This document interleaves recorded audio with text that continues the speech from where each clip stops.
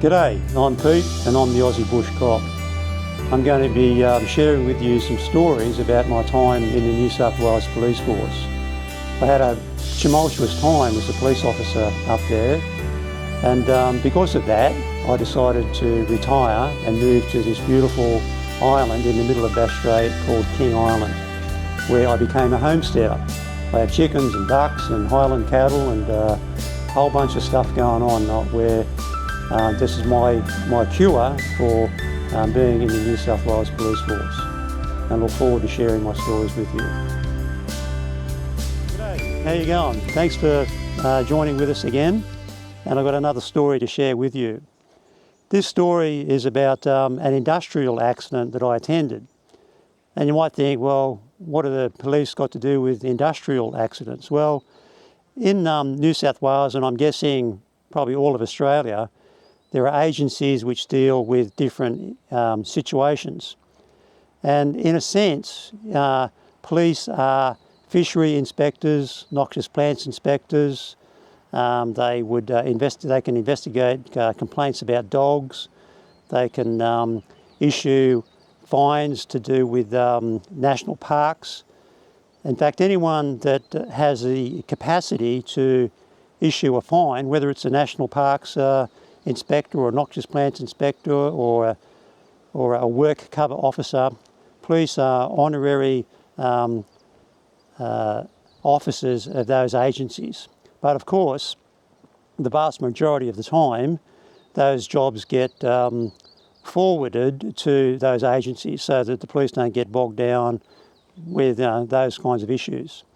So the story I'm going to share with you this morning is an industrial accident that was ultimately investigated by work cover officers.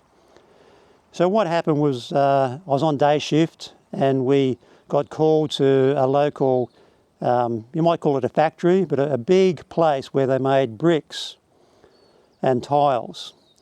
And we were called there because a man had become stuck underneath a forklift. Now that straight away, gives the imagination horrible things to think about. So we got there with lights and sirens going, and as I said, it was a big complex and we didn't know exactly where to go. So someone met us at the front gate and gave us verbal directions as to how to find the scene. We were the first ones there. And we went into this shed, probably about 18 by 9 metre size shed. And there, when we walked in, I was confronted with the sight of the back of a forklift, a regular size forklift, and poking out from under the back of the forklift was a set of legs. Now, you're probably familiar with the construction of forklifts in that they're built low to the ground and they're heavy, because they have a counterbalance to counter the weight that they're picking up. And my immediate mental reaction was, this bloke's dead, because he just disappeared under the forklift from about probably the knees up. And but he was well and truly alive. And he told us that, and of course we called the ambulance and the rescue unit, and they attended shortly afterwards.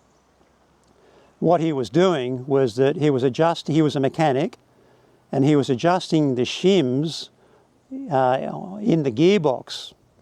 And so he'd run the forklift up on some car ramps, and then he got a bottle jack that you use to lift, say, a car to change a tyre, and he used a bottle jack to slightly lift the gearbox in order to put these shims in. Now I'm not a mechanic.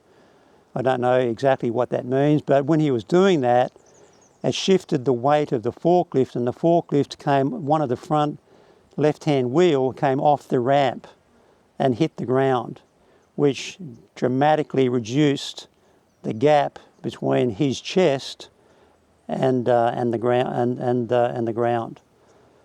It looked dire, but he was well and truly alive, but in intense pain. The ambulance officers arrived and they said to him, "What is your pain level between 1 and 10? He quickly said 10. So they then, because of the problems of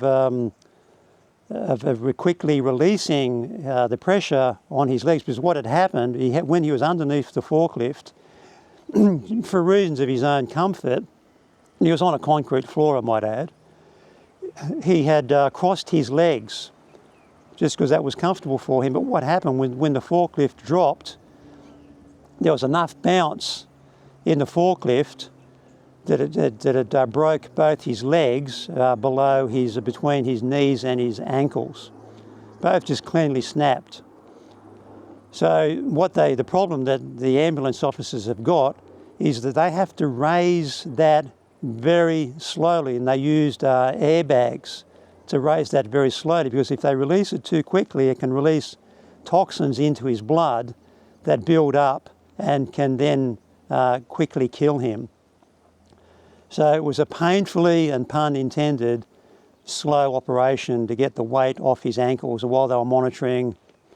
I don't know how they do that, but they monitor the toxin level in his blood. Anyway, so eventually, and I mean maybe more than an hour, it took to get this weight off his legs. He was then extricated and taken to the hospital for treatment. I took extensive notes because I knew this is not something that I'm going to investigate. That'd be up to work cover officers to do that.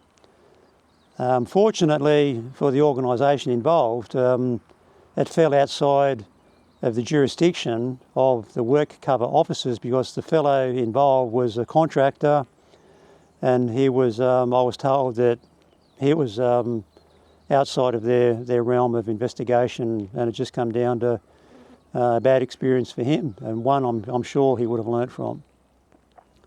So it was, ultimately it was a good job. Good as in he wasn't dead for a start, and he wasn't. I suppose you say he was seriously injured, but I understand that he made a full recovery from that accident, and that's how we got involved in an industrial accident. And there's a number of others that I might share with you in the future. Thanks for watching.